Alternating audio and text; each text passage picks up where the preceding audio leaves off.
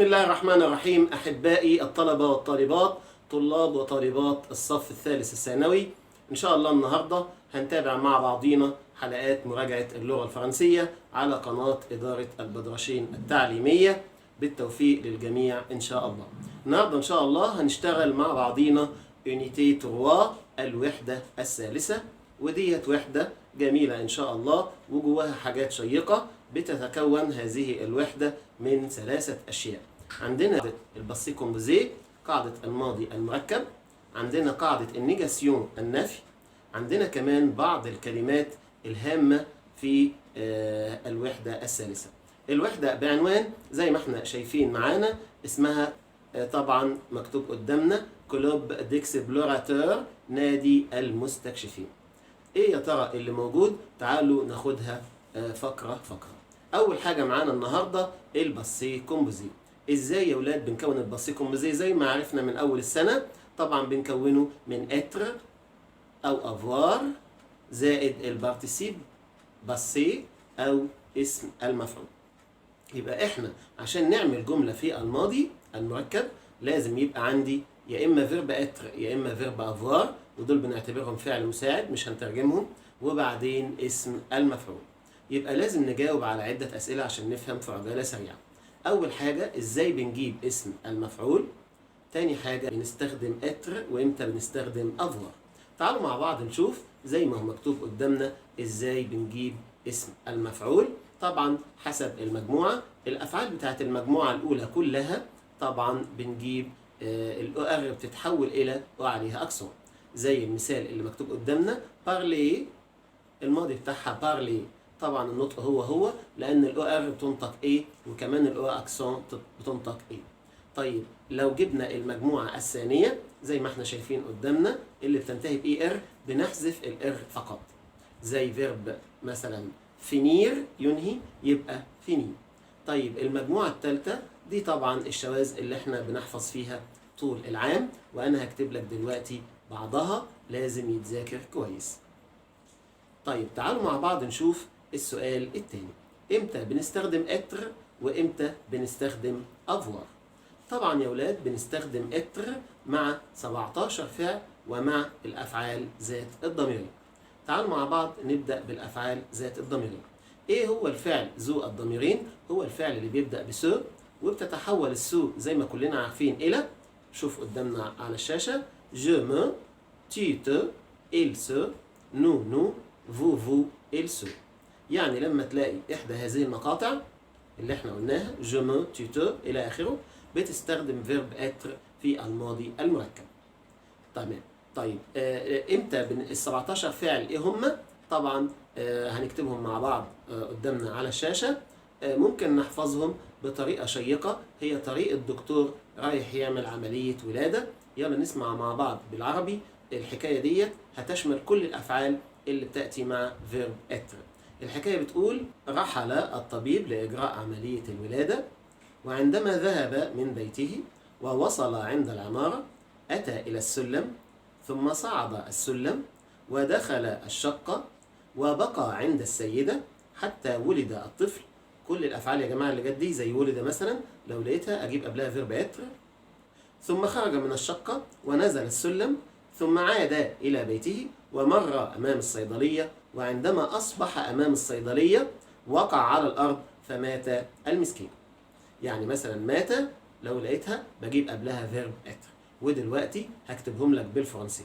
طبعا partir, aller, arriver, venir, monter, entrer, rester, naître, sortir, descendre, retourner, passer, devenir, tomber، وفي الآخر mourir. يبقى كل الأفعال دي يا جماعة لما بنلاقيها بنجيب قبلها فيرب إيه؟ بنجيب قبلها فيرب être.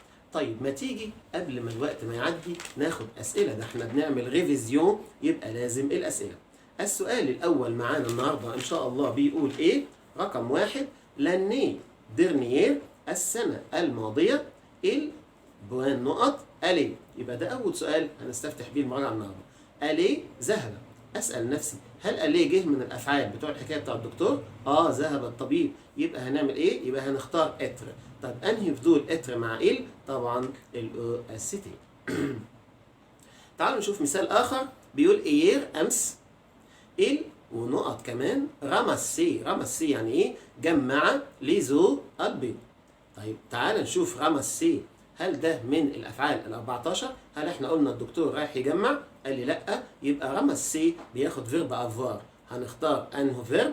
طبعا الا اللي في النص. يبقى انا كمان لازم اكون حافظ فيرب اتر بيتصرف ازاي، فيرب افوار بيتصرف ازاي.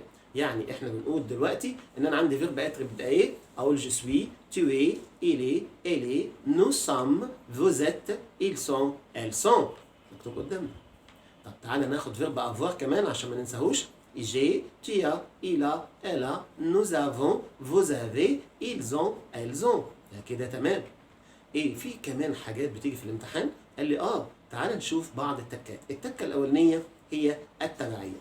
طبعا احنا عايزين نعرف ان التبعيه بتيجي مع اتر وبتيجي مع افوار، لكن في حاجه صغننه ناخد بالنا منها، ان التبعيه مع اتر حسب الفاعل، لكن التبعيه مع افوار حسب المفعول، وبشرط واحد لما المفعول يجي قبله. طب اديني اسئله على طول. تمام. بيقول لي الي هي بارتي اخرها اي، ولا بارتي اخرها او، ولا بارتي اخرها اس؟ طبعا كلنا هناخد بارتي اخرها او، لان هنا في تبعيه، لان بارتير مع اتر. طالما اتر يا ولاد يبقى هناخد تبعيه بمنتهى البساطه. تمام. طيب لو اتر ده افوار يبقى مش هناخد تبعيه حسب ال. طب ناخد المثال اللي بعده.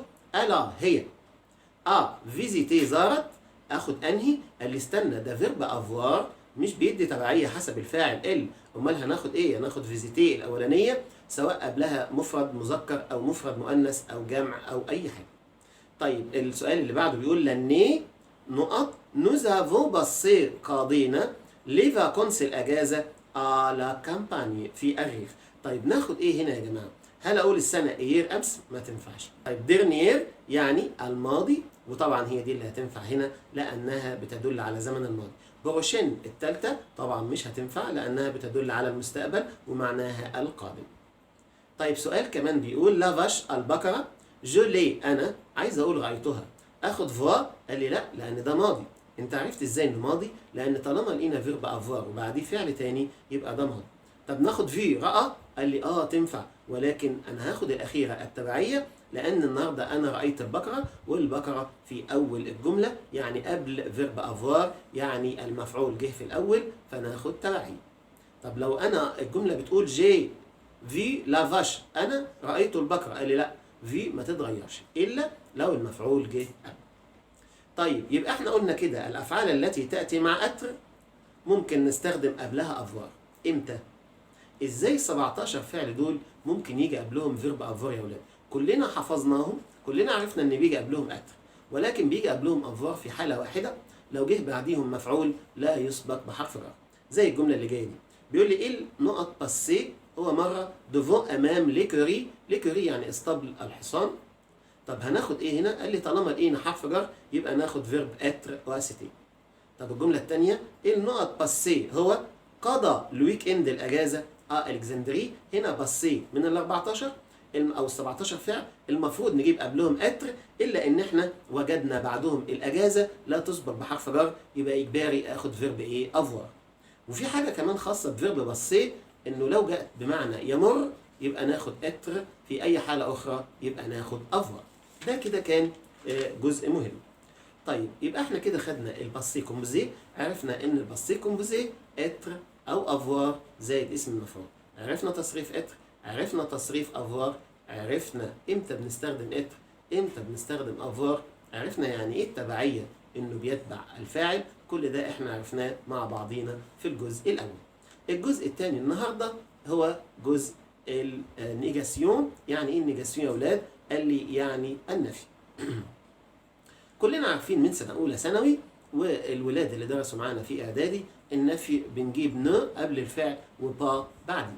يبقى اي فعل احب انفيه نو قبلي با بعدي، نو قبلي با بعدي. تمام. زي الجمله دي النو فا با هو لا يذهب او كلوب الى النادي. طبعا اهم حاجه في النفي النهارده حاجتين. الحاجة الأولانية إن إحنا في النفي بنحول أداة التجزئة وأداة النكرة إلى دو.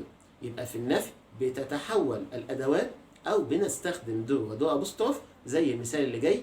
il ne fait pas هو لا يمارس دو سبور. هنا بناخد دو يا ولاد. لماذا؟ لأنه النفي بيحب الدو، ولكن هناك 4 حالات لما الاقي النفي ما اخدش الدو. الحالة الأولى مع فيرب être.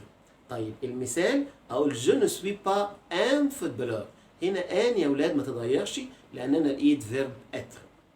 2 مع فيرب jouer أقول il ne joue pas هو لا يلعب أو تنس. هنا يا ولاد مش هغير الأو مع إن في نفي. ليه؟ لأن جوي ما بيحبش الدو، فأشوف فيرب جوي بياخد إيه أصلا. مع الرياضة بياخد أو، أنزل أو زي ما هي. كمان مع الآلة الموسيقية وهي فيرب يلعب طبعا برضو ما بنستخدمش الدو زي المثال النجوبة هي لا تلعب دي بيان. كمان مع أفعال الميول لا نستخدم دو إطلاقا زي المثال أقول je n'aime pas ما بحبش لو فوتبول. لكن هناك كلمات ممكن أجيبها مكان مين؟ مكان با. تعال نشوف مع بعض. بيقول لي رقم 1 تيم أنكور ألا تزال تحب لو تياتر المسرح. يبقى بيقول نو جو نيم نقط لو تياتر أنا لا أحب الإيه؟ المسرح. المفروض أكتب با بس هنا مش هينفع طالما لقيت أنكور أكتب إيه؟ أكتب بلو. يبقى هنا هنختار بلو ليه؟ لأن لقيت أنكور. طيب يبقى إذا هناك كلمات هديها لك دلوقتي زي أنكور لما بلاقيها بكتب كلمات تانية غير با زي ما خدنا بلو. الكلمات هتنزل دلوقتي على الشاشة. عندنا أنكور بنستخدم بدلها في النفي بلو. عندنا كان وكي بنستخدم بدلها في النفي بيرسون. عندنا كيلكو شوز يعني شيئا ما، وكو ماذا، وكوا ماذا بنستخدم بدلهم غيام في النفي. عندنا ديجا سابقا بنستخدم مكانهم في النفي با أنكور يعني ليس بعد. عندنا سولمون فقط بنستخدم بدلها في النفي كو بمعنى إلا. عندنا تو وتو بنستخدم قبلهم في النفي بدلهم في النفي أوكان أو أوكين. عندنا توجور دائما وكل كلمات المضارع وكمان أداة الاستفهام كون دول بنستخدم مكانهم جامي يعني أبدا. إذن الصف اللي على الشمال كله بيأتي في الإثبات والصف اللي على اليمين كله بيأتي فين؟ في النفي. طيب إذن إحنا النهاردة عرفنا النيجاسيون بمنتهى البساطة.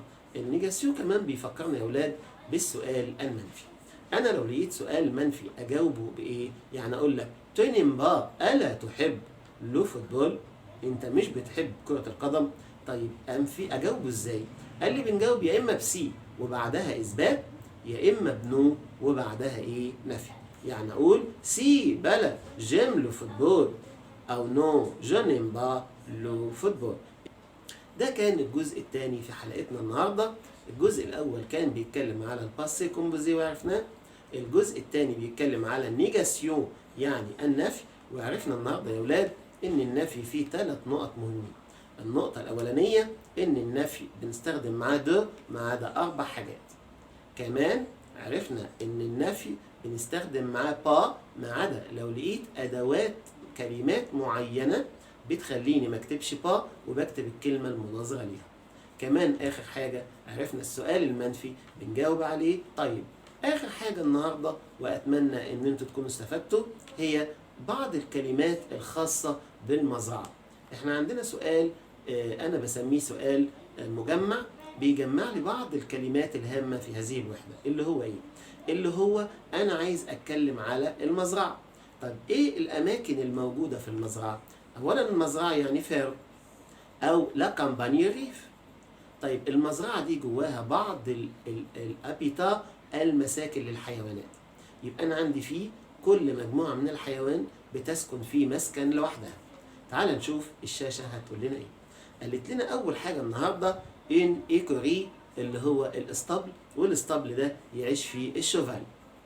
لازم أبقى عارف يا أولاد إن الشوفال ده يعني الحصان. طب أنثى الحصان اسمها إيه؟ اسمها جومو.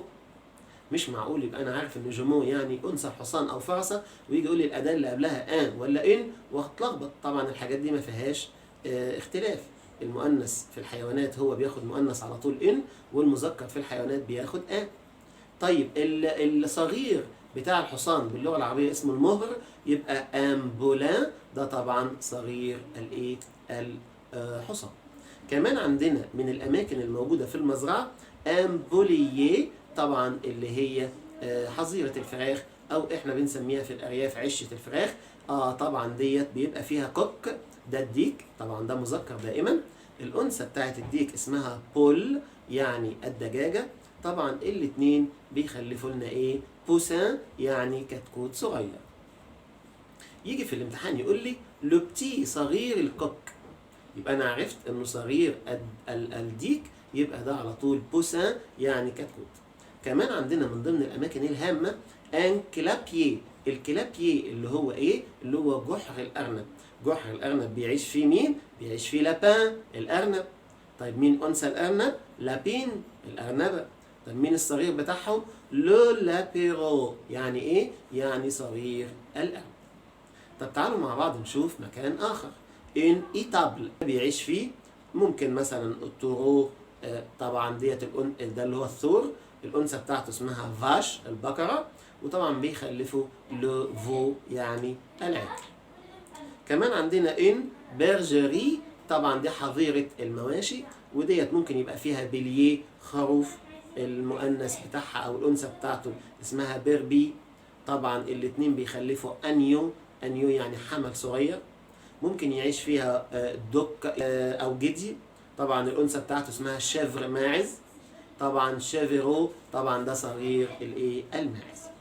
ديت كانت محاولة ان احنا مع بعضينا نقرب الفكرة. دي كانت اهم جزئية في الوحدة الثالثة بتتعرض بالكلمات. تمام. طب احنا عندنا دلوقتي وصلنا لفقرة الاسئلة. الاسئلة اللي معانا النهاردة اسئلة جميلة، اسئلة شيقة، تعالوا نشوفها مع بعض. رسالة جميلة على الوحدة الثالثة. لو جت رسالة على الوحدة الثالثة تيجي ازاي؟ قال لي بيقول لي سالي، اهلا، تيم لا كامباني، بتحب الريف. طيب بوركوا، لماذا؟ طب كوتي فيلا، ماذا تفعل هناك؟ بليس، الى اللقاء.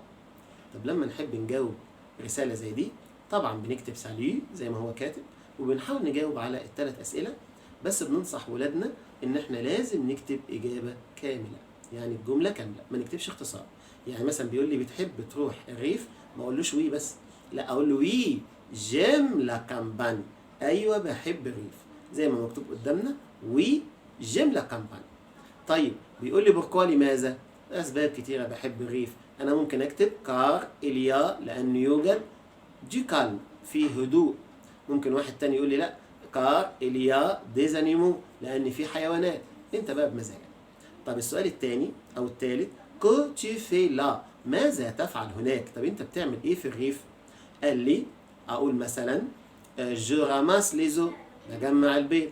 اقول له مثلا جو في دو سبور، بعمل رياضه هناك. اقول له مثلا جو في دو في تي تي، يبقى كل ده اللي هي ركوب الدراجات في الاماكن الصعبه، يبقى كل ده صح. وما انساش في الاخر اكتب ابلس زي ما هو كاتب لي ابلس. الى اللقاء. طيب ده سؤال عليه 4 درجات. تعال نشوف مع بعض السؤال الأخير اللي هو السوجي، لو جه على الوحدة الثالثة هيجي ازاي؟ تعال نشوف. بيقول لي بارل دو تي فاكانس، اتكلم عن اجازتك ديرنيير، الماضية، على فيرم، في المزرعة. وكمان استعين بالكلمات ديت، انيمو يعني حيوانات، فريز فراولة، كالم الهدوء. لما نيجي نكتب هذا الموضوع بنكتب ازاي؟ اكتب زي ما هو موجود كده قدامنا، اقول له جو سوي زالي، انا ذهبت. طالما قال لي اجازه ماضيه، يبقى انا لازم استخدم الباسي كوموزي اللي احنا لسه شارحينه. يبقى اقول له جو سوي زالي، انا ذهبت. ذهبت فين؟ ذهبت على فيرم، في المزرعه، لان هو اللي حددها. طب شفت ايه؟ جي في لي زانيمو، انا شفت الحيوانات. بيقول لي كم، مثل، اقول مثلا لو شوفال الحصان، لا فاش البقره، وهكذا. طب بيقول لي فريز، اقول له جي راماسي، انا جمعت لفريز. طب ممكن واحد تاني يكتب انا اكلت، جي مانجي لفريز، انا اكلت الفراوله. او الاخيره كالم الهدوء، اقول له اليا دي كالم، يوجد هدوء. ما ننساش ان كالم كلمه ايه؟ كلمه مذكره. طيب لو انت حسيت ان هذا الموضوع انت كده كتبته قليل، زود كلمات من عندك زي ما انت عايز بقى تكتب تاني انا بعمل رياضة، انا بعمل VTT، كل ده مسموح لك ان انت تعمله. تشوف تقول له مثلا انا رأيت عشة الفراخ لسه واخدينها دلوقتي، يبقى انت اصبحت معاك مفردات كتيرة تقدر تشتغل بيها في هذا الدرس. يعني احنا في نهاية حلقتنا النهاردة بنتمنى ان احنا نكون اتوصلنا ل ان احنا نعمل بتيت ريفيزيون، مراجعة سريعة، بس ان شاء الله مش هيطلع منها حاجة في الامتحان. بنشكر إدارة البدرشين وقناة إدارة البدرشين التعليمية ان هي فتحت قناة جديدة للتواصل مع الطلاب. اشكركم جميعا والسلام عليكم ورحمة الله وبركاته.